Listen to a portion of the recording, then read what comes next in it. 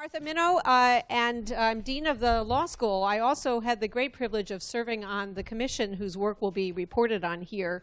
And the commission addressed an issue that I think is of concern to everyone, regardless of their nationality, regardless of their political persuasion, and it's how to counter violent extremism. Sponsored by the Center for Strategic and International Studies, which goes by the acronym of CSIS.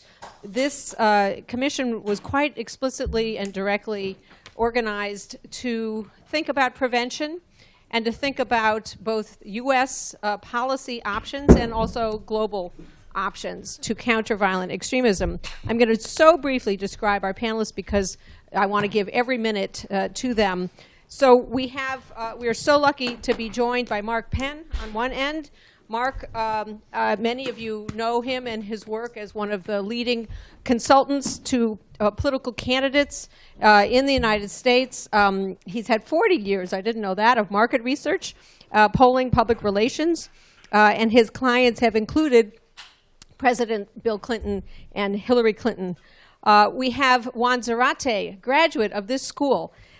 Juan also has... Go Crimson. Juan has founded the Financial Integrity Network. He draws on his extraordinary service and work as Deputy Assistant to the President and Deputy National Security Advisor for combating terrorism between 2005 and 2009. And he also was the first ever person to hold a position in the Department of the Treasury to tackle terrorist financing and financial crimes, which has become one of the major tools for dealing with this general subject. Then we're so very happy and honored to have Ambassador Nick Burns here. Nick has held every possible position, it seems to me, that you would ever aspire to want if you wanted to address foreign relations and national affairs. He was a member of Secretary Kerry's Foreign Affairs Policy Board. He had 27 years of service in the Foreign Service. He was ambassador to NATO. He was ambassador to Greece. He was the State Department spokesman.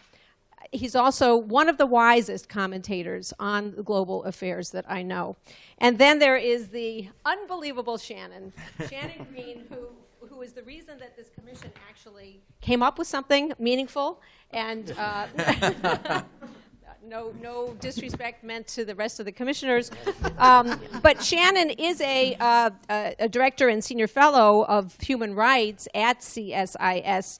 And she has past experience with the National Security Council, with the USAID. She was leader of the USAID's response to Arab Spring. And I'm cutting it all short because I want to hear from everybody. Great. So it's my pleasure to moderate the panel today. Just as a point of departure, as Dean Minow mentioned, the CVE Commission was formed at the beginning of 2016 and met throughout the course of the year in various locations. A lot of input went into the Commission's deliberations. We conducted a survey in 8 countries, which Mark will talk through. We did a podcast series. We had a lot of data collection, and we conducted over 150 interviews of experts and practitioners, policymakers, and even some current and former extremists. The goal was to develop a comprehensive strategy for the incoming administration. And the major recommendations and findings, which we'll discuss today, are encapsulated in the pamphlets that are on your seats. Today, as Dean Minow mentioned, we're very lucky to have 4 of the commissioners. We're going to start out by asking them each some questions. And I expect that a lot of those questions will cover the ground that is in the report, but I'm sure also because the political environment has shifted since we came up with our report, which was launched in November, there'll be some questions and some discussion around that. So without further ado, we're going to start with Mark. And Mark, I was hoping that you could present the findings of the survey and talk us through the implications of the way that the public views countering violent extremism in the U.S. and abroad. Sure, Shannon. I mean, no surprise. As part of the work on the commission, I thought, well, we should have a poll and really take a look at what public attitudes are on the topic across 8 countries, so that we would have some Muslim majority countries, have some Western countries, and This was an internet survey, so it's technically representative of the internet population in these countries, which of course is quite good in the West, but represents a very young segment, but extremely meaningful in some of the other countries. This is a smattering of the questions, and you can online at the CSIS site find the entire poll, which was really quite extensive and in depth. But at its most basic level, is this seen as a major problem in my country and in the world, right? And as you see that, a majority of people in most of the countries, 6 out of the 8 countries that we polled, about 80 to 90% said that it is a significant problem. Lowest was in China. Next lowest was at the UK. This was taken about 1,000 interviews in each country over the summer. So there were various things that happened in France. So the France numbers were pushed up, and I think the UK numbers lower than they would have been a few years ago. One of the questions always is this an existential problem or not? And most people think it is an existential problem. A majority of people in all of the countries polled expect that violent extremists are likely to acquire or use weapons of mass destruction in their lifetime. So I think it's important to put in perspective why, given the relatively small number of incidents in the West, are people so concerned and want so much resources to go into this? Ultimately, you look at this question and it tells you why. In fact, in a poll we did last month, ISIS was seen as the #1 threat to American security. Russia and China, distant seconds. What's driving violent extremism? And again, I think we gave a full battery of answers here. And you can see religious fundamentalism was #1 in the UK, France, and India. Racism, as you can see, was strong, over-indexed in the US and Indonesia. Poverty was at the top, right, in Egypt and Indonesia. So as you move to Muslim-majority countries, they look at the whole problem quite differently. Military actions were top in Turkey. And as you can see, human rights abuses were top in Egypt. So to the extent there was one suggestion, religious fundamentalism, but by no means a majority and not the #1 choice in a lot of countries that see the problem in a different perspective. Western countries see violent extremism as the work of radical Islamic fundamentalists, but if you look at as you'll see in a minute, in some of the other countries, this is viewed quite differently. And part of the whole fight over language can be seen in the combination of this slide, where people in the US, UK, and France say radical Islamic fundamentalists are to blame, and this slide, where people in Turkey, Indonesia, and Egypt say those who want to make Islam look bad are to blame. And you can see why using the terminology in the West would be antagonistic in some ways to people in Muslim-majority countries who differentiate Islam from those who are responsible for this. And these two questions, I think, quite well illustrate it. What's the role of social networks and the internet in furthering violent extremism? These numbers were pretty clear, right? The feeling was that the tech companies needed to do a lot more. We had a lot of tech companies join this commission in the beginning, not so many at the end. Although they're all commissioners, because I think if you look at it, the public is saying this is made easier through the internet, and they want to see more action. Now, I don't have time to go through all of the things on this slide and the other. We listed about 20 different policy solutions, and the first thing to note is people said yes to basically every one of them. And that says that people want some action, they want some policy. It will be left to policymakers to differentiate what is effective and ineffective. At the top, cracking down on activities that help them raise money. ID cards were surprisingly popular across the countries these days. But even if you look at it, there were several things in here that violate the First Amendment that wouldn't be legal. Down at the bottom, allowing the government to monitor all phone records, email, and social media for contacts with terrorists. Whoops, they already do that. As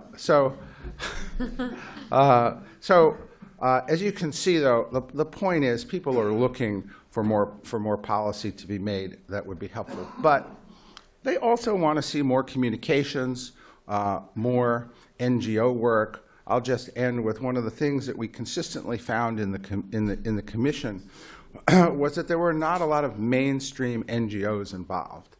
There's a lot of faith in Indonesia, India, Egypt, Turkey, in those countries that clear communications could make a difference.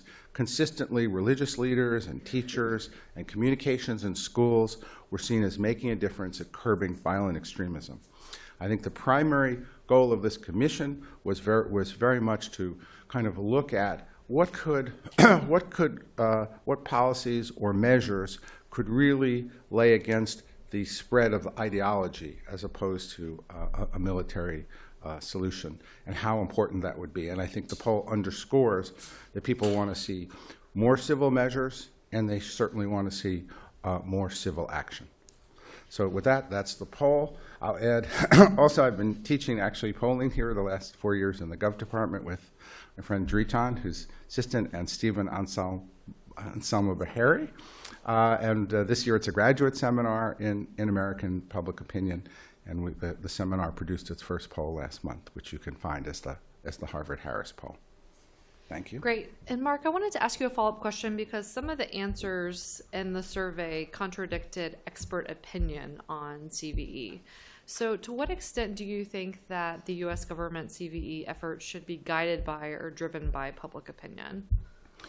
Well, obviously, I always think, that you've got to combine, polling with policy, right? And I think what the public is saying, look, we want to see more action. But when we looked at what's going on in the policies, what we found was enormous hard power expenditures and really almost no soft power expenditures, almost no funding of different messaging techniques, almost no, extensive civil action. Civil action tended to be done more on the right, more by right-wing groups that tended to inflame things because there wasn't a lot of civil action. There weren't a lot of messaging and other experiments that were really being funded. I mean, you look at trillions of dollars on hard power, and you look at virtually nothing being spent on soft power. And Juan, you've been involved in this space for much of the last 15 years and in many ways pioneered the concept of CVE. Given where we are... It's a little much to say, but no, thank you, Shannon. Shannon. It's true. Don't be so humble.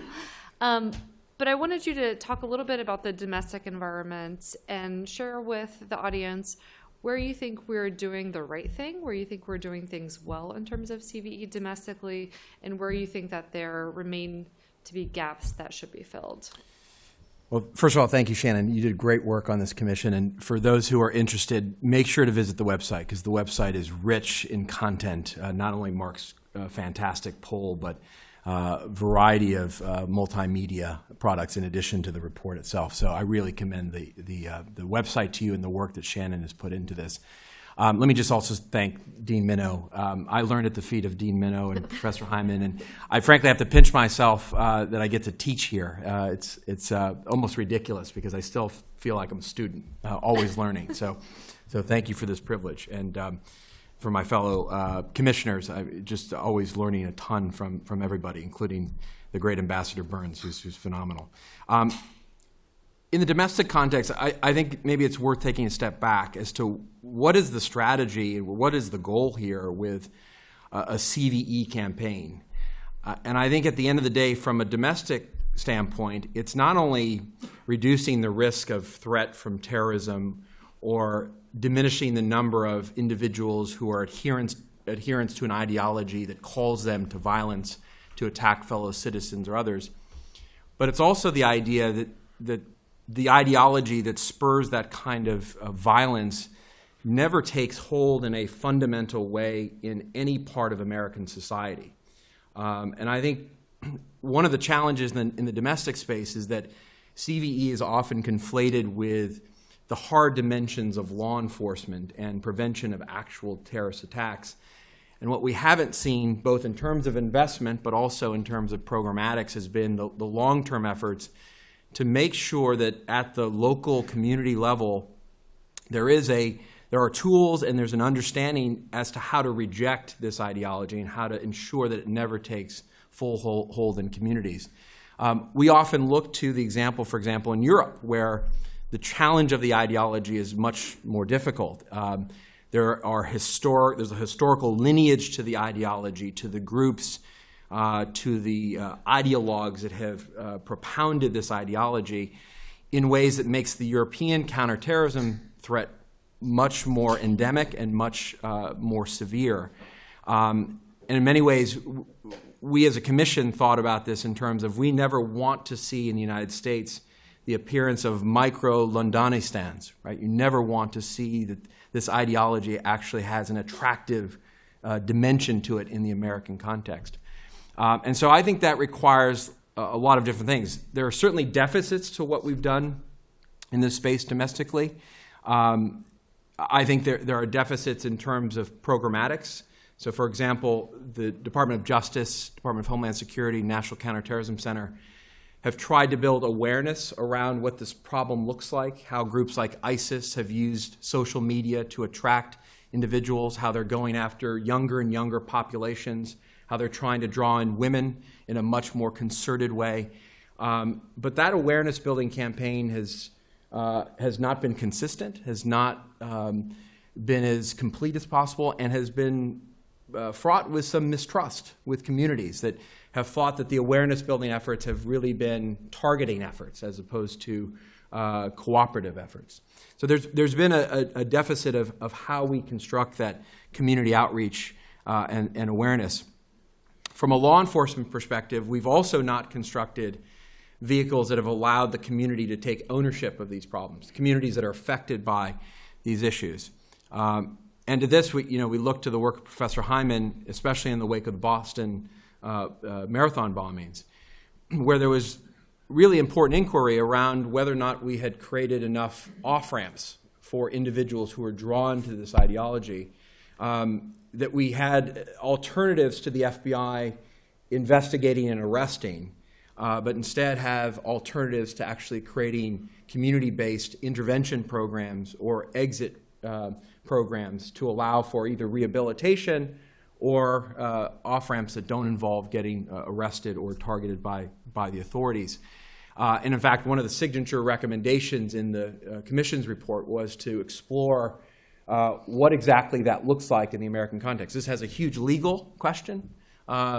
What does an off-ramp reintegration program look like in an American context with constitutional protections, but with a reality that we don't want there to simply be a binary approach between negligence and hard application of law enforcement tools and power. And so what is that ground in between? And I think we've begun to explore that. Maybe two final points, Shannon. One is that there has been experimentation by the government. I think it's been less than robust, but it has been an attempt by the government to experiment with community outreach. For example, there have been 3 pilot programs based in the greater Boston area, in Minneapolis and Los Angeles, where authorities have tried to engage communities much more directly in intervention programs. Some of this born out of the Boston Marathon experience, where it was seen that there was not enough community outreach. There wasn't enough coordination and communication, for example, between the FBI and DHS and state and local authorities. And so an attempt to create pilot projects around communities that are potentially at risk to try to intervene early.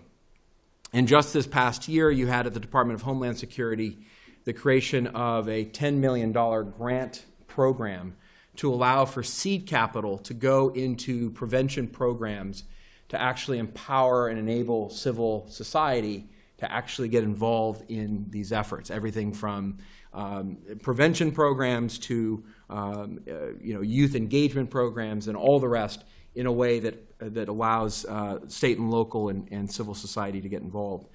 But Shannon, at the end of the day, and this is a major point of the report, this all relies on and depends on trust, right, on the domestic side. And the question of how we build that trust, especially in the current environment where there is a lot of suspicion, there is a lot of concern as to where our policies are going, becomes a fundamental part of this. And whether it's the lexicon that's used or the dynamics of these projects that we're talking about, there is a deficit of trust that we have to confront. And in the context of CVE to date, it has largely been the perception that CVE programs, however you define them, however softly you talk about them, really are about targeting particular communities.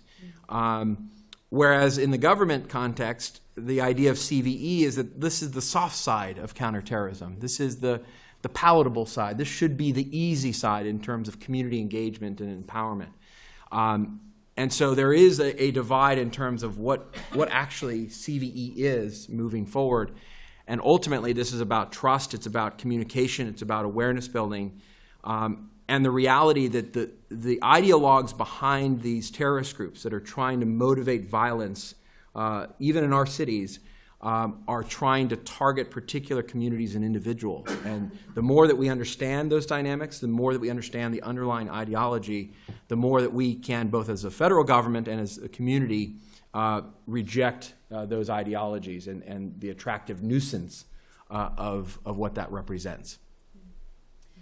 Thank you, Juan. I'm going to reverse the order a little bit because Juan did introduce this idea of a deficit of trust. And as he mentioned, one of the issues has been that communities have felt targeted or stigmatized by CVE efforts. So Dean Minow, I was hoping that you could address what you think we need to be mindful of from a human rights perspective, from a civil rights perspective, when we're thinking about CVE and when we're executing CVE programs. Great.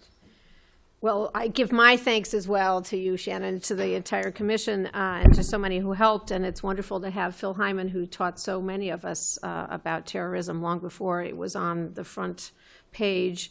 And Luis Marino Ocampo, so glad that you're here, first prosecutor from the ICC, and Kim Shepley, an expert in this field as well, who's visiting here for the semester. And I just want to say that this issue is one that I have found as hard or harder than anything that I've ever thought about.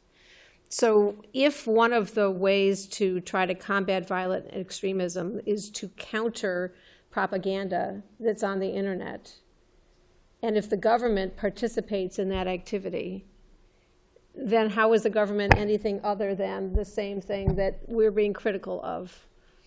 And put aside principle, let's get to pragmatics. The minute that it's clear that the government is participating in even funding the work of NGOs, doesn't that taint everything that is a message online? Another great dilemma, absolutely working out better trusting relationships between law enforcement and security groups and those who might be informants about the ways in which recruitment operates in particular communities, very important. But the way in which the public discourse demonizes, particularly Muslims, particularly people from particular regions, makes that trust impossible. And so trying to actually work on the public discourse in the middle of a politicized environment where the very fight over what you can call people is itself part of the political debate, it really, really, really difficult. And just one more feature that makes it really hard, two more, is the time scale that Juan refers to, that this is not something where it's like, let's get the information and let's have an investigation and then in the next 3 months we'll resolve it. This is decades of work. And most people don't have the attention span or the appetite to work in that kind of a time frame. The Boston bombing, for all of us from this community, you know, if you're from Cambridge, you actually were 1 or 2 people away from the bombers. It's not hard to know the social networks. And yet people were shocked. And so then what does it take to actually do the work so that the coaches who were close to the perpetrators actually had some trust in the communities in which the prevention efforts are working. That's something that has to happen way before people are going on a trip somewhere to Eastern Europe or to the Middle East. And here's the last one. The last one that's a dilemma is that much of the activity is in the private sector. Much of the activity that matters is either dealing with internet-based communications or data collection that is in the hands of private actors. And so put aside the difficulty of getting one nation to focus on this or the difficulty of getting multiple nations to work together. I look forward to hearing from Nick about how you do any of that. This is about how do you work across the public-private divide. What is in it for the internet providers to participate? How do they lose their credibility with their customers? How do you protect privacy and security at the same time? And we don't even have domestically in this country any clear rules about that. And that's where the action is.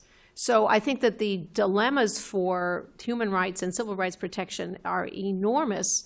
And, really need the best people thinking about this. And you also, I think we need to have a better conversation and one that doesn't start by demonizing people. So, Ambassador Burns, that's a great segue to talking about the international scene and the importance of partnerships. I was hoping that you could talk about the challenges that the U.S. faces in countering violent extremism abroad and the role of partnerships, particularly with Muslim-majority countries, and doing that effectively. Well, thank you very much. And first, let me thank Dean Minow and the law school for this invitation, and certainly thank Shannon and CSIS. I think all of us, the four of us who were commissioners, felt very well led and advised, and it was a great experience, but a deep experience and a frustrating experience to try to get at the answers here. I have 3 points to offer on Shannon's question. The first is this, that I think from an American government perspective, it's hard to make the argument that violent terrorist groups are the greatest existential threat to our country. I think you'd have to rank, if you're Donald Trump sitting in the Oval Office thinking about this, you'd have to rank North Korea with nuclear weapons, Putin to the south and west of the Russian Federation, challenging sovereignty of countries and annexing the territory of countries. And maybe for the students, when you are running the world very quickly after you graduate from Harvard Law School, in the next decades, the challenge of China, which is not an enemy of the United States, but how do we partner with China on climate and other global economic and transnational issues, but how do we also not be dominated by China militarily? I would think those are the greater challenges. On an existential basis, right now in 2017, for 1.6 billion Muslims, this is an existential threat, this subject of violent terrorism. And it is particularly for Sunni Muslims, particularly in the Arab world. That's the epicenter of the threat. Al-Qaeda was born there. The Islamic State was born there. Jabhat al-Nusra lives there. Boko Haram lives in Africa, in Nigeria, affiliated with the Islamic State. So I wanted to make that first point. This is an Arab world problem. It's a fight for the struggle of the future of Sunni Islam. And we should be supporting the responsible members, the great majority of Sunni Muslims who want to defend against this threat. Point 2 is the point that Dean Minow was talking about, and she has a lot more expertise than I do on it. But we have to build inclusive societies outside the Arab world. There's a tremendous Muslim population. I lived in France, I lived in Belgium, lived in Greece. All 3 countries have substantial Muslim populations, and there's no elevator up, escalator up.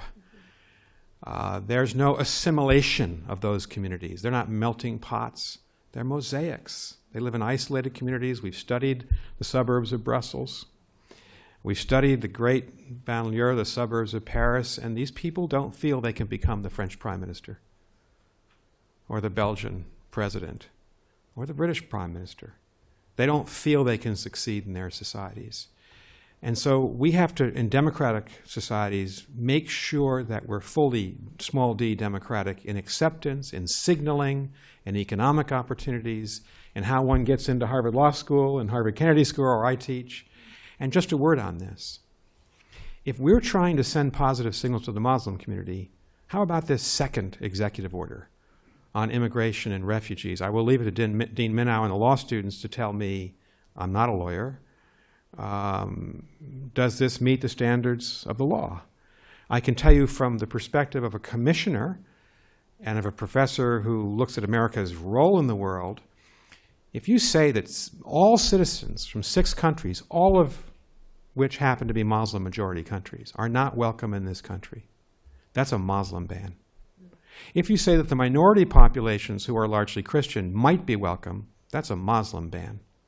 If you say that no refugees will be admitted into the United States for the next 120 days, and I suspect what the real purpose of this is, after the administration review, they'll extend that another 6 months, when there's 65 million refugees in the world, the greatest number since 1945, when the single greatest refugee crisis in the last 72 years is happening right now in Syria, when 12 million of Syria's 22.4 million people are homeless, and we say the largest country, the strongest country, the wealthiest country, this huge physical country that will take 0 Syrian refugees, how do you think young Muslims look at us?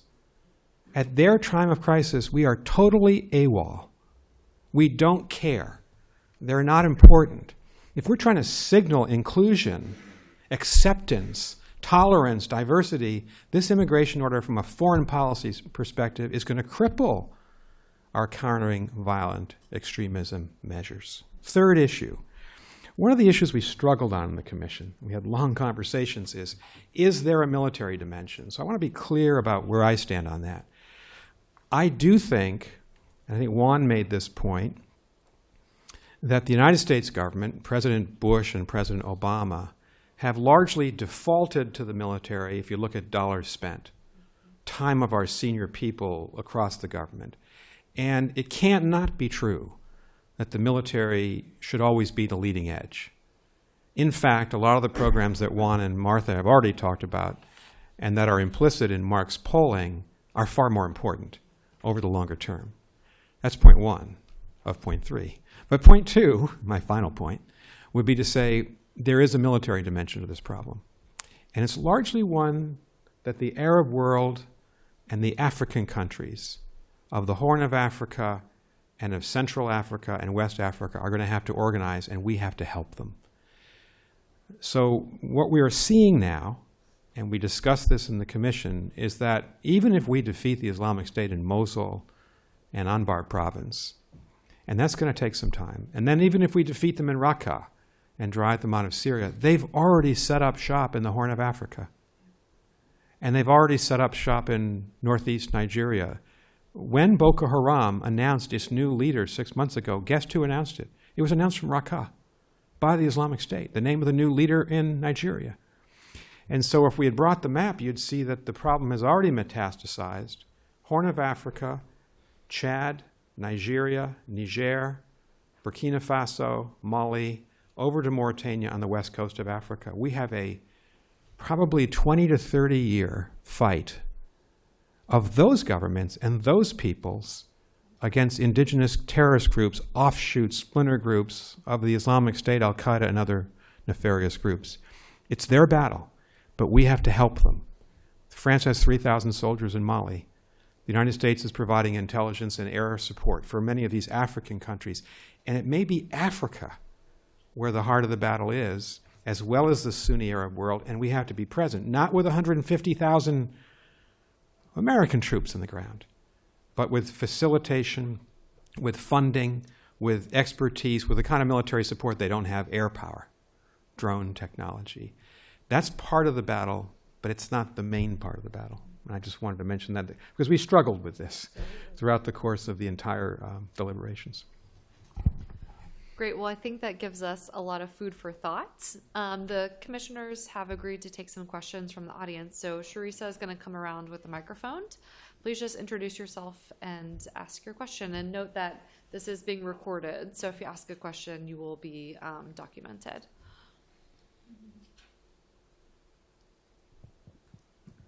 Hi, Naz Modirzadeh, professor of practice here at HLS. Thanks so much to the commissioners and I imagine this is a difficult task given the transformations that have occurred over the last several months.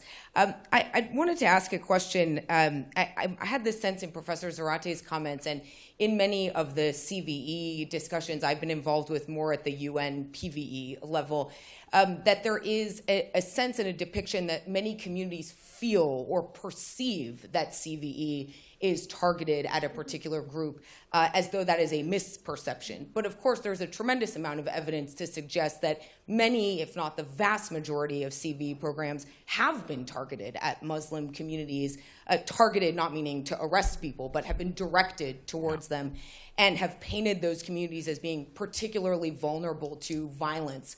The Secretary General's PV report, for example, includes the denial of a bank loan as a reason why a person might suddenly become radicalized and then purportedly go on some kind of killing spree. So I wonder, in light of the Trump administration's reported suggestion that the CVE program in the U.S. be renamed the Countering Islamic Radicalism or Countering Islamic Extremism program, apparently bringing to light some of the fears that many communities had over the last year about this discourse and framework, to what extent is the entire concept delegitimized? To what extent, in light of the Trump administration's policies and Ambassador Burns' comments about the ban, is this a point where perhaps we ought to say we need to put a pause on further developing this until there is a sense that we think it does align with our conceptions of equality and justice? Thanks. Great. We can take a couple questions at once, Professor. I didn't think any of the panelists really talked about the impact of U.S. politics here. Fighting terrorism or fighting anybody who's been identified as an enemy generates all sorts of political pressures at home that make the very sensible solutions that the panel has been suggesting feel very unlikely to take place. The American people don't trust their own government now. It's a little bit hard to convince other people to trust the government when there's widespread distrust in the United States. Juan knows I've been looking a little bit at encryption.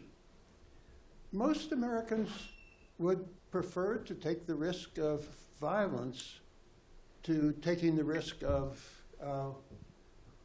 allowing the government to know more of its secrets. And if you say, well, we'll put a court in the middle, it doesn't convince anybody anymore. We're at a time of great distrust. That is going to, that's a manipulable part, a very important part of the equation. Any handful of people can set off a series of bombs in a series of department stores or where you wish, and the country will become even angrier. In other words, don't we have to find some way of getting control of our own popular beliefs and our own fears and suspicions if we're going to make anything work?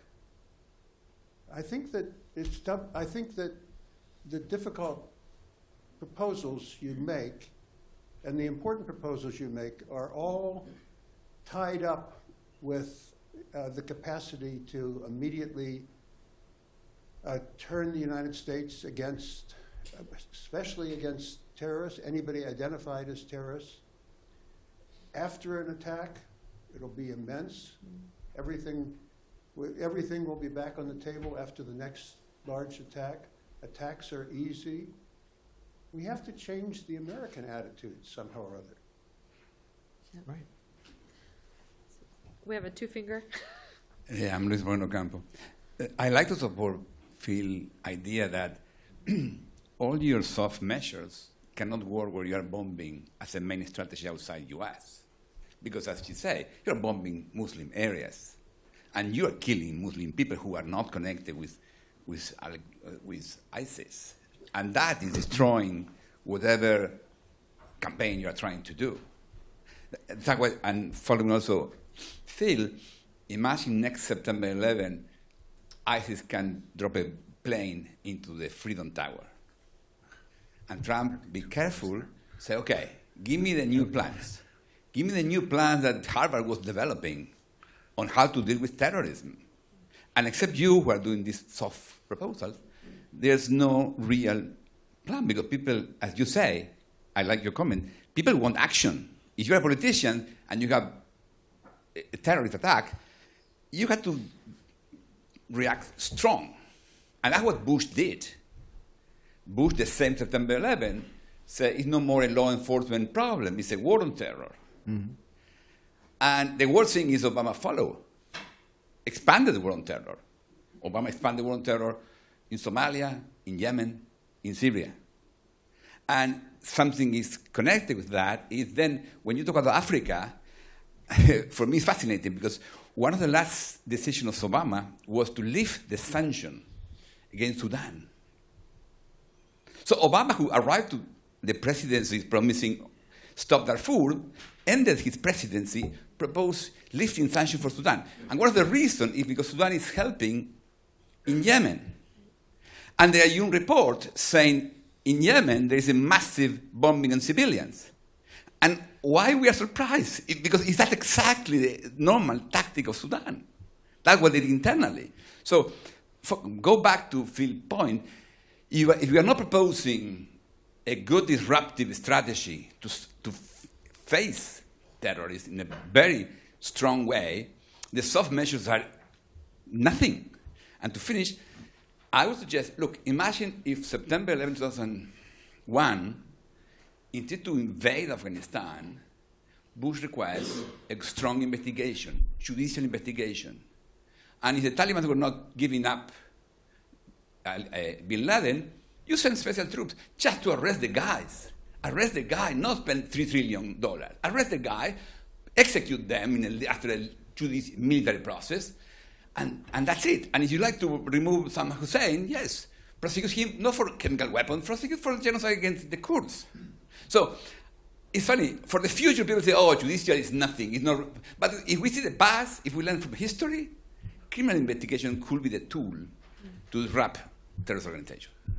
So let's take those three comments and questions because they really get to the heart of the political dilemmas related to CVE.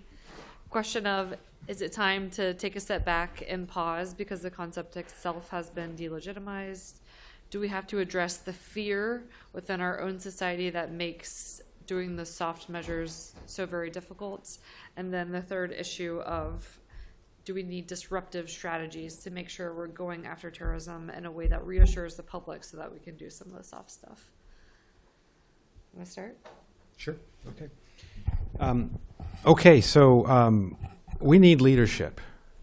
After 9/11, President George W. Bush visited a mosque in the first 10 days after the attacks, and he said repeatedly, this is not a war against Islam. President Obama essentially had the same rhetorical framework in talking about the problem. President Trump, beginning with his inaugural speech, continuing with both he, General Flynn, Steve Bannon, it's as if they're now mounting a war against Islam. They don't use those words, but look at what they're saying and doing. And this is going to lead us down the wrong path. It's going to alienate young Muslims in our own country as well as Muslims around the world from us. We need leadership. We need people who see. Let me tell you, second point, give you a good example of leadership. I was ambassador to NATO living in Brussels on 9/11.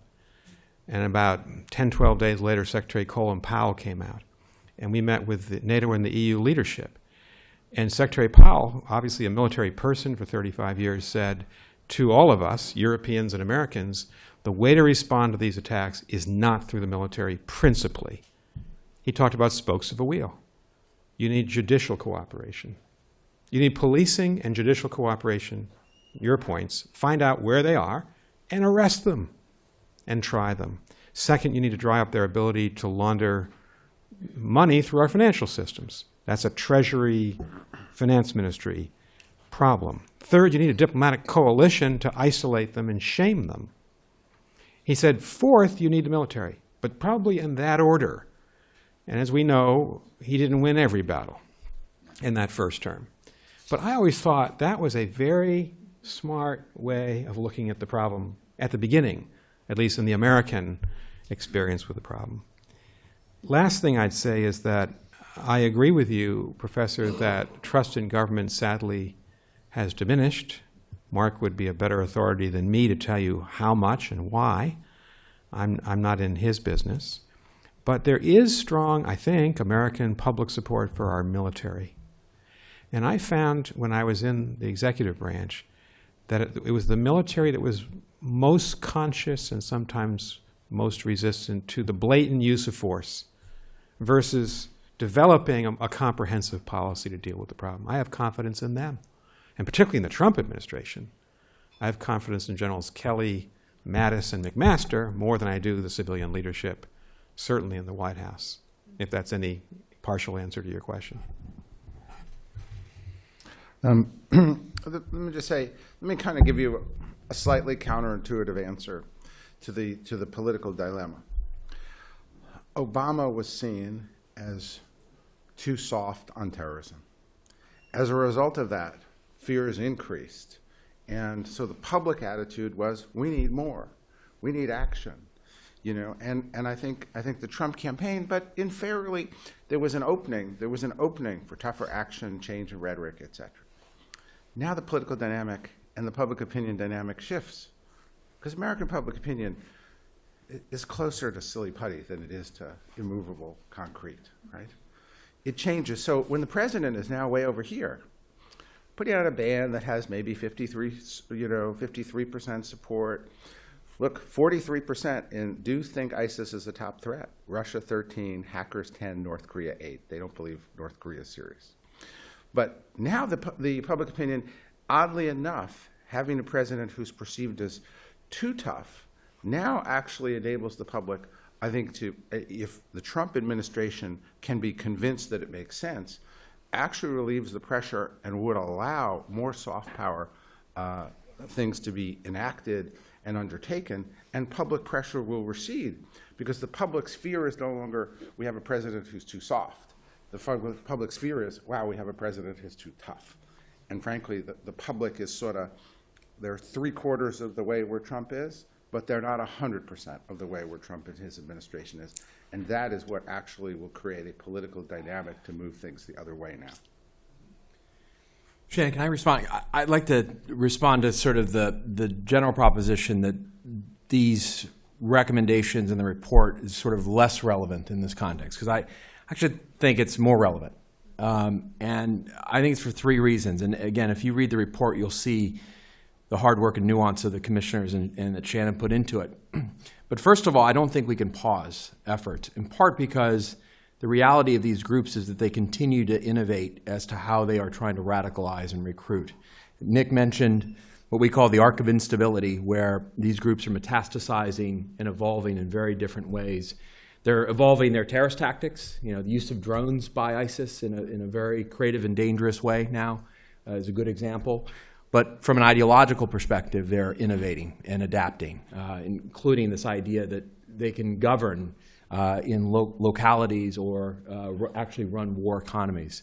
And there's an attractiveness to dimensions of the ideology that you can't ignore, and this continues. And so we could say we want to pause, but the other side isn't pausing.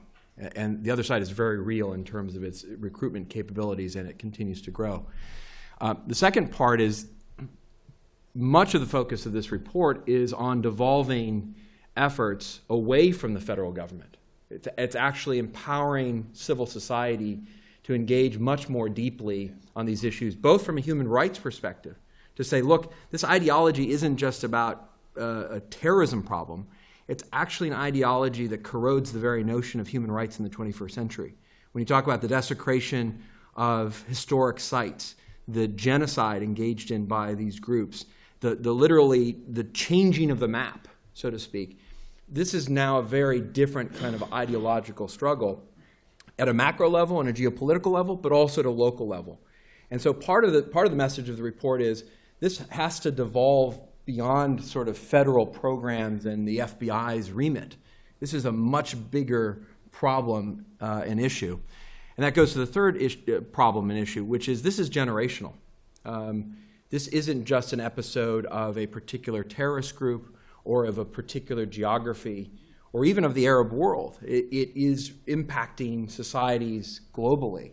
And I think that was much of the focus of the commission, to say, look, we've got to view this problem differently and then apply different resources and different strategies. Just one point on the military strategy, because I think this is something where we struggle. There's no question we have to align our values with our policies, and I think the human rights dimension are critical in that regard. At the same time, you cannot deny that we have to apply military force in ways to not only prevent the manifestation of terrorism, but also the very notion that these groups can be successful. Part of the allure of Daesh, or the Islamic State, has been that they've been actually able to establish this physical space. They've been able to govern. Most of their videos are not beheading videos, they're governance videos that they can fill the market stalls and police the streets. And there's an allure to the very notion that this group had momentum, and the ability to take that, not just space, but the momentum ideologically away from them, is actually a core part of the long-term effort to counter the ideology. I understand the ramifications and the dangers, but I think that's important. And a final point with military power, again, relating to a recommendation from the report. We talked about the need to have more creative law enforcement and military intervention. And it may be that you have more active prosecutorial and investigatory teams that are able to act as jump teams into environments. So we talked about that.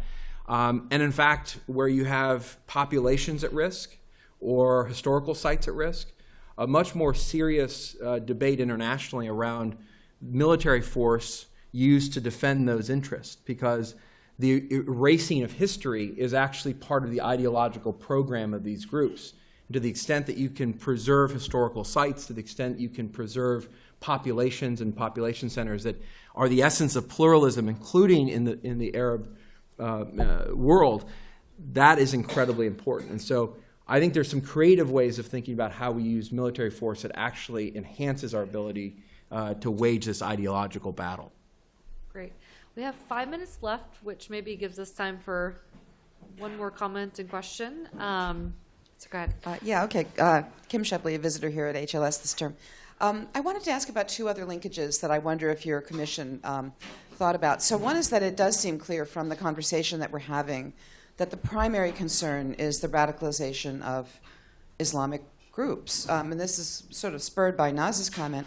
You know, one thing we've seen in the U.S. and also in Germany is that there are groups on the far right that are also mobilizing violent tactics, and it might actually make particular groups feel less targeted if, in fact, the countering violent extremism actually happened across a bigger ideological spectrum.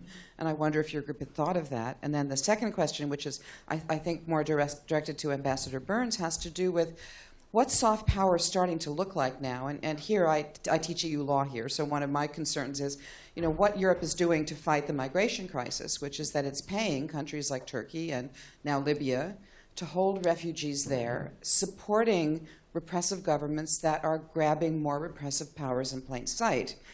So I guess I'm wondering whether, you know, part of what diplomacy has turned into is actually supporting the governments that support the agendas of stopping migration, fighting terrorism, even when those governments have engaged in lots of repressive activities against their own populations at home, which was, of course, the thing we thought of that caused Arab Spring, right, and caused the U.S. not to have such a great, kind of image in the world around Arab Spring issues. So I guess I'm wondering whether some of the solutions aren't creating more of a field of problems.